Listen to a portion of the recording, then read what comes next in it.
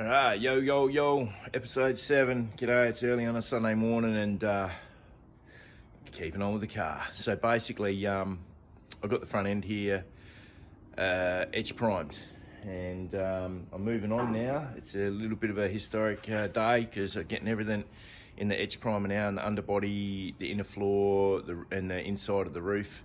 And yeah, it's time to move on. So I'll give you a bit of an update on what's happening along the way. And instead of having my camera lady here all the time, I'm just gonna have to do what I can with the old selfie video. So bear with me and I'll show you what's happening. All right, so I did have it up on the jack stands, but now I've got it back on the rotisserie. Yeah, I masked up all the firewall area and painted all this area here in edge primer. Haven't done the dash. Not sure if I'll do the dash or just leave it, but I'll speak to my spray painter mate who's coming over today. So yeah, it's all edge primed up and ready to move on with the next bit. So it's all protected and it's all looking good. So my job for today is to flip her over onto the side here, and I want to get the rest of the body there looking like that there. So basically, I went through, I had, some super cheap fucking edge primer on all the repair panels, and I just used acetone, got all that stuff off as best as I could, because I'm not sure about compatibility between the Wattle Super Etch and just the spray can etch out of Super Cheap. So yeah, got all my repairs back to a bare metal kind of stage, and all the mount around here is more or less back to metal where I'm putting the Mustang tank in. And so now I'm just going to hit the whole underbody with just my orbital sander I use for carpentry kind of work on the occasions, because I don't have a DA sander and I'm not going to spend $100 on it today. So basically I'm just going to start sanding the underbody as best as I can, and then I'm going to hit it with the Worth rust converter and the edge primer. So yeah, it's all going to be pretty cool when it's all done. So I'll keep you up to speed with what's happening there. All right, so I got my old trusty old Carpenter's wood fucking DA sander thingo. I'm just going to give it a go because it's the tool that I've got, and basically I've got the sandpaper, some 120. I just want to rough it all up. I'll be able to get to most of the panel work, I reckon. Most of the flat stuff, most of the curves, and then basically it should be able to do 80% of the work rather than me doing it all by, with hand action. So I'm gonna hit it and see what happens. So yeah, I'll give it a go. All right, so camera ladies come out to say hello. So basically I've got the center half here down, rubbed up good enough for me to put the rust converter on now. So basically this orbital sander is, cumbersome to use, but it's okay on the big flat panels, which saves me a lot of work. And I was using a combination between the dark Scotch-Brite, the red Scotch-Brite, and this one here is at the local panel shop. It's black. It's actually got a grit in it. It's really aggressive and it's really good for this kind of work. A bit of 120 sand and paper, or 60, but after, I pretty much quickly found out the 120 is a little bit useless. So for this kind of job, it's found it to be the more aggressive the better. So I just show you the difference between the 60 sandpaper. So that's how the 60 sandpaper just knocks it back. This is the Scotch-Brite.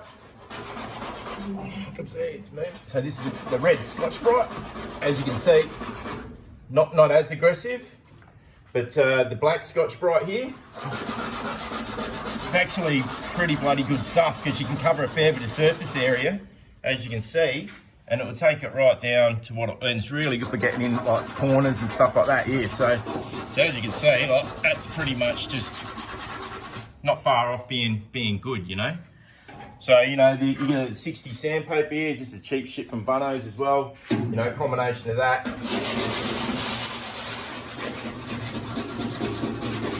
Get it all done. And a quick scuff up is pretty much what I'm just wanting to achieve there. So, yeah, it's like, get rid of that and, I'll work it a little bit harder, and that's pretty much what I'm doing. So, it was an hour and a half to get this bottom half done. I'm just going to flip it over now so I'm not reaching above my head, and get that done, and then get the Worth rust converter on there, hopefully by lunchtime. So, all right, cheers. Check back in with you in another hour or so. Alrighty then, so basically, yeah, what is it, the time? Yeah, more or less 3 solid hours, and I've got it all, you know, scuffed back good enough. I'll put this Worth rust converter on there now. So I'll just show you basically how it's all turned out, and I'll take a few photos. Cheers.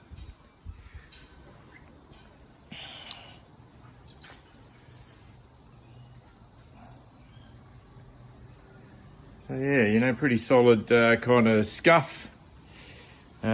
These areas now are sandblasted quite a few months ago, or weeks ago, and yeah, everything's all kind of scuffed back nicely. So we'll give this, I'm going to give it a bit of a wipe over with acetone, because that's what the Worth rust converter needs, just to give it a clean up, and put the rust converter on. All right, so I just wanted to show you what this Worth rust converter does. So this is the gear here, mate. Worth rust converter. And I've done the bottom half of the car, so you can clearly see what it does to the metal. It gives it, it's a non-acid kind of based rust converter, so you can paint straight over the top, just give it another scuff up, paint over the top. But as you can see, like, what it does to the metal is literally, that's untreated, and this here is treated. So that's all the rust, and like the bare metal gets a real kind of blue oxidized tinge to it. And I just brushed that on. That's 10-15 minutes ago, and it's almost dry already. So they say paint over within 3 hours, but it should be dry in 3 hours. So I'm going to just do the other side, and while I'm doing it, I might actually just brush it on and show you how I'm doing it.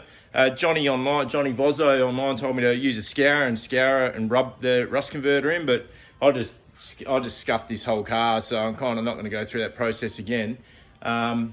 Paintbrush is quick, and I just want to get this done right now, because I'm hoping to paint this car this afternoon, this underbody this afternoon in edge primer. So I'm going to move on, and I'll quickly show you what it does and how it transforms from the white milky liquid into this black. It's really cool to see, actually. It's a top product. I love it. All right, hang on. Okay, you're going to have to excuse my filming as I do this. Will be a bit shaky, but anyways, I just got the rust converter in a spray bottle. Nice and simple. Just spray it over an area like that. Got the old brush, the old paintbrush out of the house painting thing. It's pretty simple. Just rub it all over, and you can see it already. It's turning from that milky colour into a real blue colour. It's really cool to watch the chemical reaction, how it works on the rust and on the metal. So this is basically the gear. Brushes on like milk. Just rub it on the area you want, make sure it's all fully covered, and then smooth it over.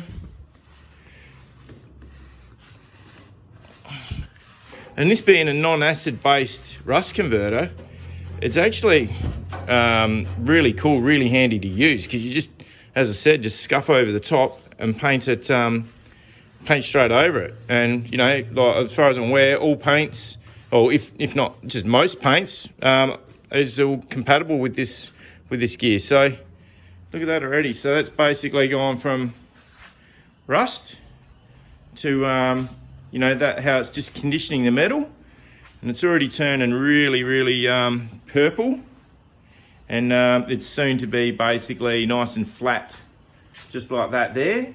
And it eventually it'll turn into this, because this has been rust converted but not painted. This is my radiator support.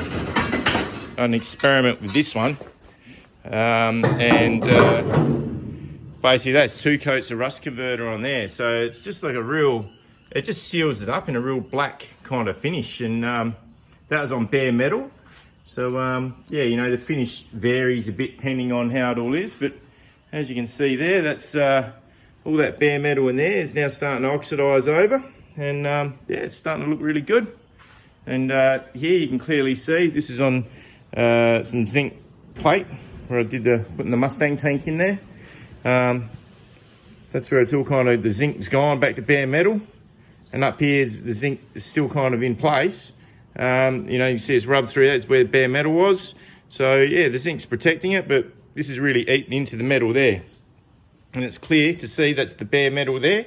That's where it's been treated. So that's all been sealed up and, you know, treated kind of yeah, conditioned. The metal's been conditioned for ready for the next stage of paint. Pretty good stuff. I love the rust converter.